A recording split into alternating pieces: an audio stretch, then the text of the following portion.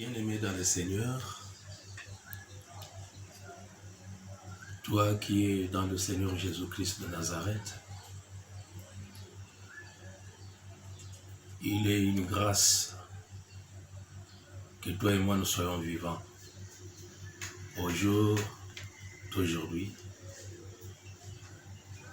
Nous sommes le 7 avril 2020.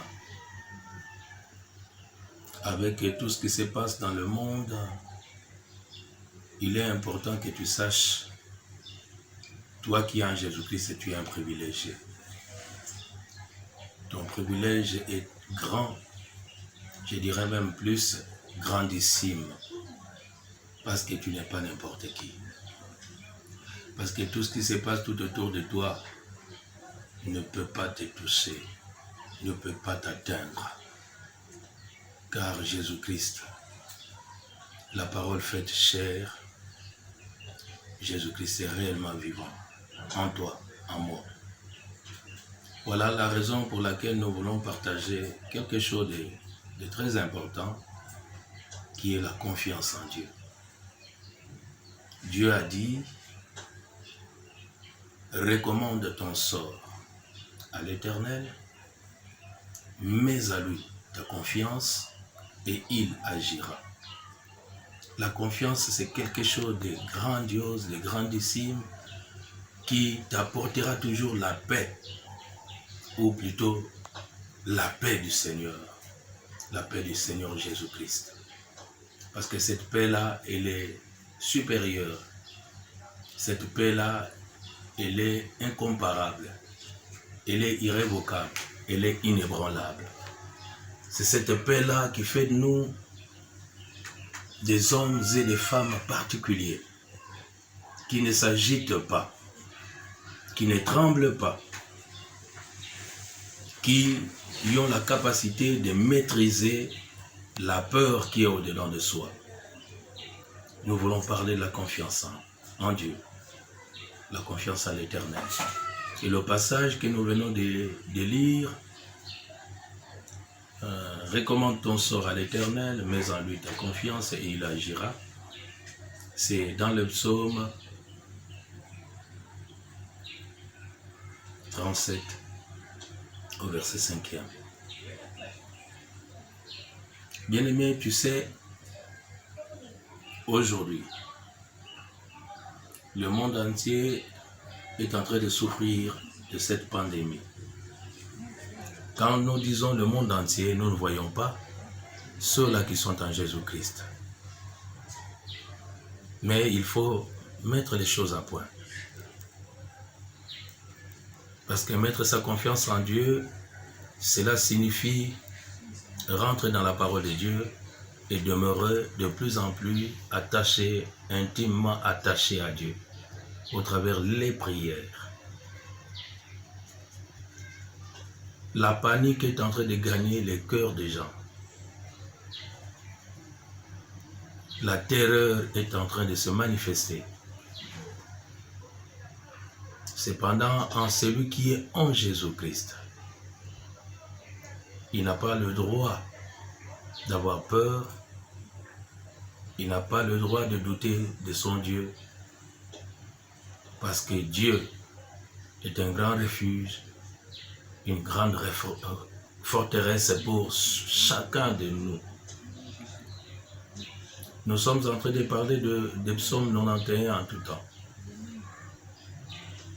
Toi et moi, rentrons dans le psaume 91. Et là, nous allons lire. Parce que c'est vraiment important pour que toi et moi, nous remettions en place, que nous ne doutions pas de notre Dieu. Il n'est pas un homme pour mentir, il n'est pas fils d'homme pour se repentir. Ce qu'il dit, il le fait. Et ce qu'il a promis, il le réalise. Qu'est-ce que Dieu nous dit dans Psaume 91 ou 91? C'est lui qui demeure sous l'abri du Très-Haut et repose à l'ombre du Tout-Puissant. Je dis à l'Éternel, mon refuge et ma forteresse, mon Dieu en qui je me confie. Car c'est lui qui te délivre du filet de l'oiseleur, de la peste et de ses ravages. Il te couvrira de ses plumes et tu trouveras un refuge sous ses ailes. Sa fidélité est un bouclier et une cuirasse. Tu ne craindras ni les terreurs de la nuit, ni la flèche qui vole de jour, ni la peste qui marche dans les ténèbres, ni la contagion qui frappe en plein midi. Que 1000 tombent à ton côté et 10 000 à ta droite, tu ne seras pas atteint. Tu ne seras pas atteint. De tes yeux seulement tu regarderas et tu verras la rétribution des méchants. Car tu es mon refuge, ô Éternel. Tu fais du Très-Haut ta retraite. Aucun malheur ne t'arrivera, aucun fléau n'approchera de ta tente. Car il ordonnera à ses anges de te garder dans toutes ses voies, dans toutes tes voies. Ils te porteront sur les mains, de peur que ton pied ne heurte contre une pierre. Tu marcheras sur les lions et sur l'aspic. Tu fouleras le lionceau et les dragons. Puisqu'il m'aime, je le délivrerai, je le protégerai, puisqu'il connaît mon nom. Il m'invoquera et je lui répondrai. Je serai avec lui dans la détresse, je le délivrerai et je le glorifierai. Je le rassasierai de longs jours et je lui ferai voir mon salut. Amen. Le psaume 91 ou le psaume 91 est un message de cœur, un message pour celui qui a cru en Jésus-Christ et qui a pris Jésus-Christ comme réellement son Seigneur et son Sauveur personnel. Cela demande que nous connaissions Dieu au travers de sa parole et dans les prières, parce que ce sont des moments intimes durant lesquels moments nous acceptons ce que Dieu nous donne au travers de sa parole, au travers de ce qu'il révèle. Or, pour avoir confiance, il faut goûter dehors quelque chose. Il faut maîtriser quelque chose. Qu'est-ce qu'il faut maîtriser pour que la confiance commence à grandir au-dedans de son cœur, au-dedans de sa vie, au-dedans de son ministère, au-dedans de tout. Il faut maîtriser la peur qui est en soi, parce que la peur est venue du péché. Tout le monde a une certaine peur, a un certain niveau de peur au-dedans de soi. Depuis que l'homme a péché dans le jardin d'Éden, et la première personne qui a prononcé le mot peur, c'est Adam lui-même. Après avoir péché, le Seigneur vers le soir, Dieu vers le soir, était venu leur rendre visite comme d'habitude, mais eux, comme ils ont péché, ils ont fui au-devant de Dieu et ils sont allés se cacher derrière les arbres. Et quand on lui posera la question « Où es-tu ?» Adam répondra « J'ai eu peur, c'est pour cela que je me cache. » Donc la première personne qui a proclamé, prononcé les mots peur, c'est Adam, sous les péchés. Et cette peur-là demeure dans nos cœurs. Mais j'aimerais te dire une chose. Moïse avait certainement peur. Mais il y a eu quelque chose, des mots, des paroles que Dieu lui avait dites. Et ces paroles, ce sont des paroles vraies. Des paroles qui sont venues à point nommé dans la vie de chacun de nous. Nous ne devons jamais oublier que la peur sévit. dans le cœur de tout un chacun. Parce que la peur est une émotion qui vient au travers beaucoup de gens devant un danger. Et cette peur-là doit être maîtrisée. Je suis en train d'utiliser le terme convaincre. Cette peur doit être convaincue et vaincue. Au nom de Jésus-Christ de Nazareth. Je lirai ce passage de Josué, chapitre 1er. Je prends le 7e verset jusqu'au 9e. Fortifie-toi seulement et aie bon courage, en agissant fidèlement selon toute la loi que Moïse, mon serviteur, t'a prescrite. Ne t'en détourne ni à droite, ni à gauche, afin de réussir dans tout ce que tu entreprendras. Que ce livre de la loi ne s'éloigne point de ta bouche. Médite-le jour et nuit pour agir fidèlement selon tout ce qui y est écrit, car c'est alors que tu auras du succès dans tes entreprises, c'est alors que tu réussiras. Ne t'ai-je pas donné cet ordre? Fortifie-toi et prends courage. Ne t'effraie point et ne t'épouvante point, car l'Éternel, ton Dieu, est avec toi dans tout ce que tu entreprendras. Alléluia. Dieu est clair, ne t'épouvante pas, ne t'effraie pas, ne t'épouvante pas. N'aie pas peur, aie courage.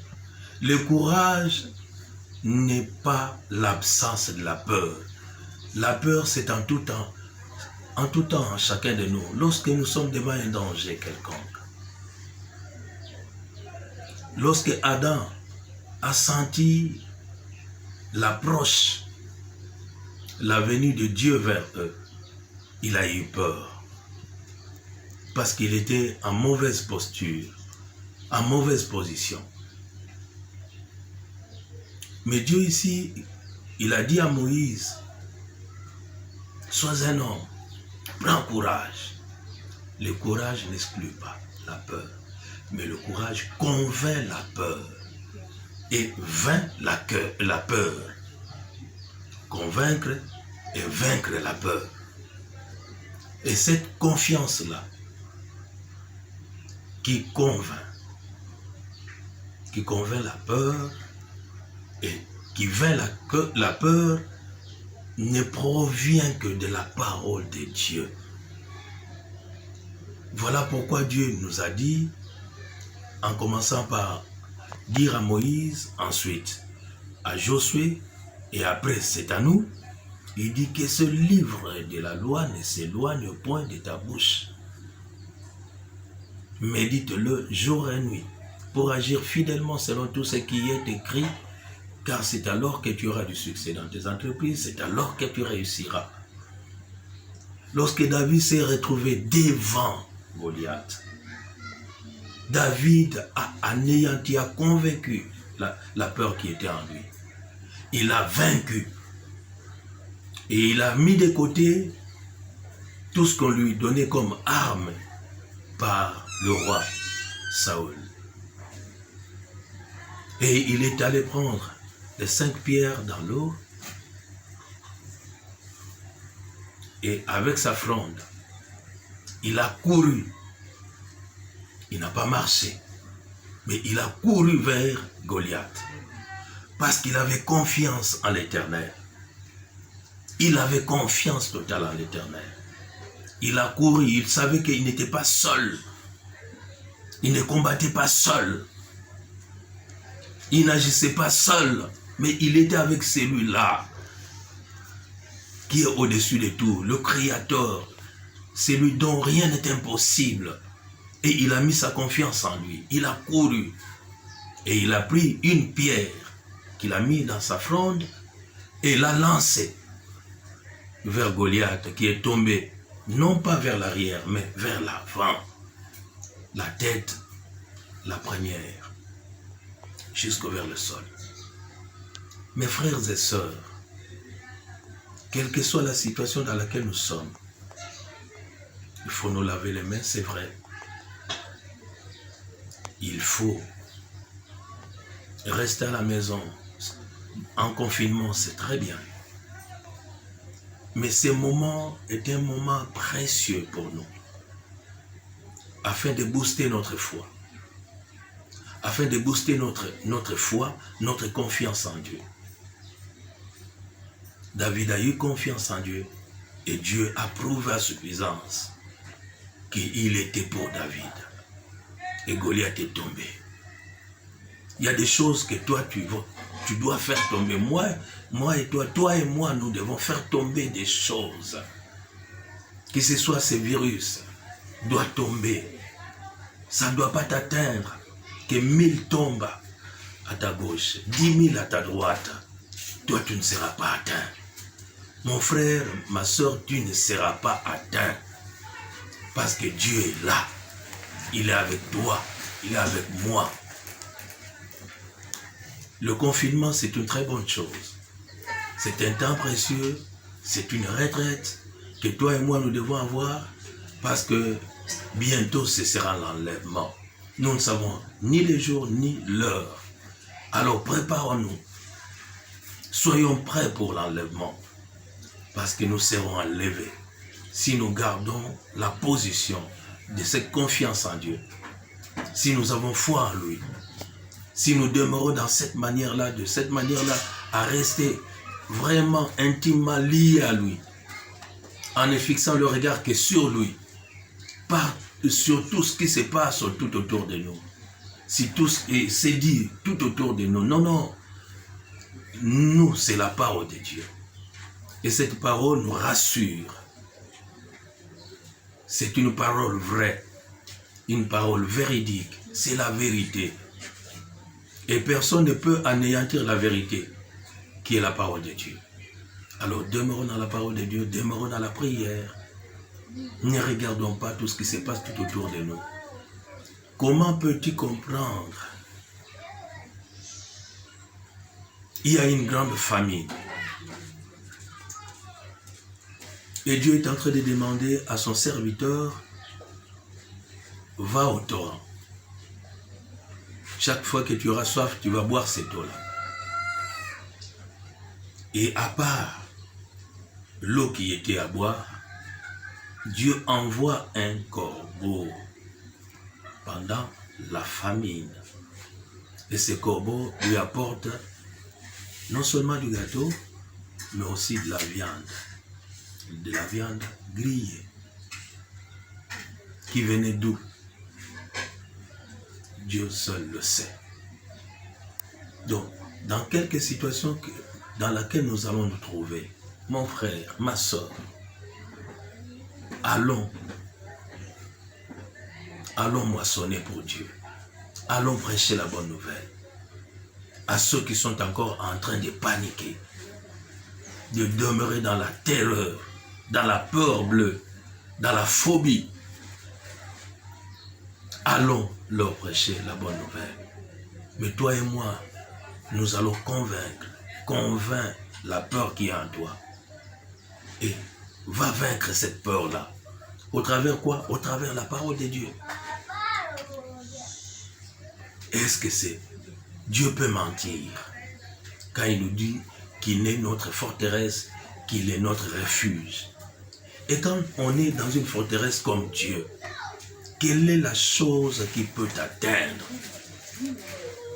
Dieu a dit, nous sommes la prunelle de son œil. Qui est celui-là qui est capable de monter là où est Dieu et d'aller ouvrir l'œil de Dieu pour toucher la prunelle de Dieu? Personne ne peut le faire. Alors, si personne ne peut le faire, personne ne peut t'atteindre. Aucun virus ne t'atteindra au nom de Jésus-Christ de Nazareth. Bien-aimé, la peur existe. Elle vient du diable. Elle vient du péché. Mais la peur peut être convaincue par la puissance de la confiance que nous avons en Dieu, la confiance que nous avons en sa parole. Et cette parole est véridique. Personne ne t'atteindra. Rien ne t'atteindra. Aucun virus ne t'atteindra au nom de Jésus-Christ. Soyons dans le confinement. lavons-nous régulièrement les mains, faisons ce qu'on nous dit, ce qui est important afin d'éviter que nous-mêmes nous soyons atteints, que les autres soient atteints au travers de nous, au nom de Jésus-Christ. Amen. Bien-aimés, sois bénis. Ce mois d'avril, le quatrième mois, c'est le mois d'épreuve et la fin de l'épreuve. Parce qu'à 400 ans, les enfants d'Israël sont sortis de la prison de l'Égypte. Notre Seigneur Jésus-Christ a fait une retraite, un jeûne de 40 jours et 40 nuits. Le chiffre 4 est un chiffre d'épreuve et de fin d'épreuve. Sois béni par ce message au nom de Jésus-Christ, notre Seigneur Sauveur. Amen.